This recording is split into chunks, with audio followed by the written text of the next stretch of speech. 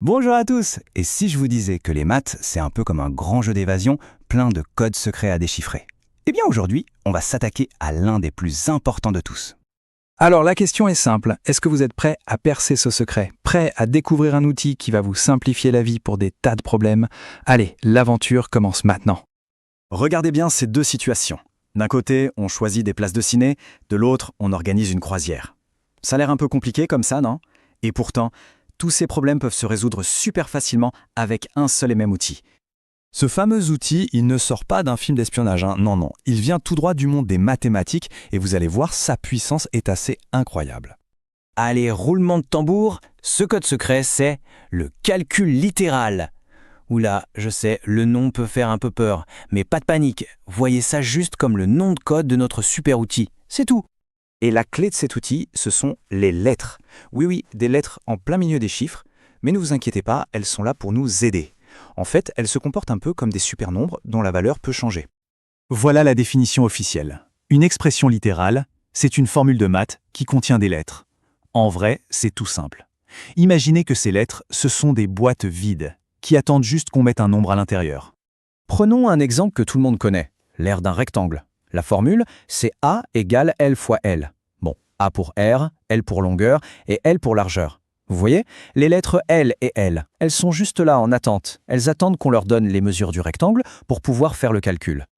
Un autre exemple concret, le prix de clé USB. La formule est P égale 4 fois N plus 3. Ici, P, c'est le prix. Le 4, c'est pour 4 € la clé, et le 3, ce sont les frais de livraison. Et ce petit N alors? Eh bien, c'est le nombre de clés que vous achetez. Si vous achetez une clé, N vaut 1. Si vous en achetez 10, N vaut 10. C'est ça qu'on appelle une variable, un nombre qui peut changer selon la situation. Bon, maintenant que le secret des lettres est un peu moins secret, passons à l'action. Je vous propose une première mission. L'objectif, utiliser tout de suite ce qu'on vient d'apprendre. Pour réussir, voici la méthode en 3 étapes toutes simples. C'est un peu notre passe-partout. 1. Je repère la lettre dans la formule. 2. Je la remplace par le nombre qu'on me donne. Et 3. Eh bien je calcule, c'est tout. Alors voilà la mission. On doit calculer l'aire d'un rectangle qui fait 6 cm de longueur et 4 cm de largeur. La formule, on la connaît par cœur maintenant, A égale L fois L. Allez, on applique notre méthode. Étape 1, on repère L et L. Facile. Étape 2, on remplace. L devient 6 et L devient 4. Notre formule se transforme en A égale 6 fois 4. On a juste échangé les lettres contre les chiffres. Et l'étape 3, le calcul. 6 fois 4, ça fait 24. L'aire est donc de 24 cm². Et voilà, mission accomplie. C'était pas si sorcier, si? Attention, petit point très important. Il y a un piège classique à éviter. Ça arrive à tout le monde de tomber dedans, mais l'important c'est de comprendre pourquoi. L'erreur serait de tout calculer d'un coup et d'arriver à un résultat bizarre comme 41 égale 48. Non. La bonne méthode, c'est de calculer chaque côté de l'égalité séparément. On remplace x par 5 à gauche, on calcule, ça fait 41. Puis, on fait la même chose à droite. Se tromper, ça fait partie du jeu, le tout c'est de comprendre comment ça marche. Bon, c'est bien joli tout ça en classe, mais dans la vraie vie, ça sert à quoi?